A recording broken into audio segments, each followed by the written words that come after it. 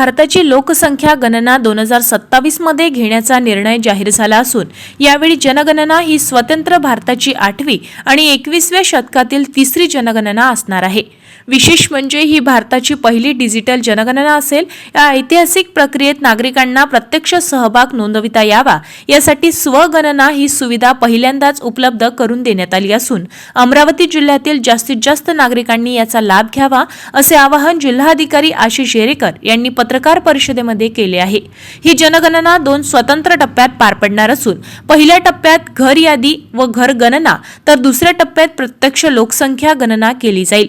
स्वगणनेसाठी 1 मे 2026 ते 15 मे 2026 हा कालावधी निश्चित करण्यात आला आहे। नागरिकांनी शासनाच्या अधिकृत se.census.government.in या पोर्टलवर आपल्या मोबाईल किंवा संगणकावरून कुटुंबाची माहिती भरायची आहे। यासाठी आधार कार्ड किंवा मोबाईल नंबरच्या आधारे लॉग इन करून एकूण 33 प्रश्नांची अचूक उत्तरे देणे आवश्यक आहे।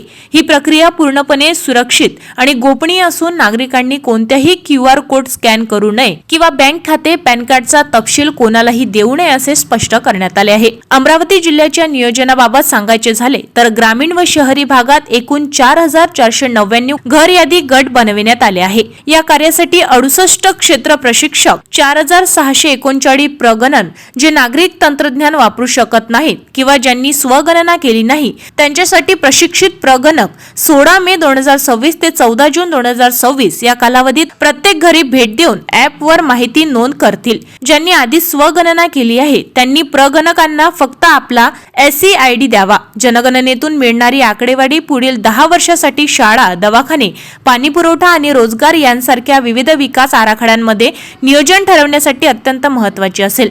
यासाठी अमरावती जिल्ह्यातील सर्व नागरिक विशेषतः सुशिक्षित तरुणांनी पुढाकार घेऊन या राष्ट्रीय कार्यात सहभाग नोंदवावा असे आवाहन प्रशासनाने केले आहे। काही तांत्रिक अडचण असल्यास स्थानिक तहसील कार्यालय किंवा नगरपालिका प्रशासनाकडे संपर्क साधावा।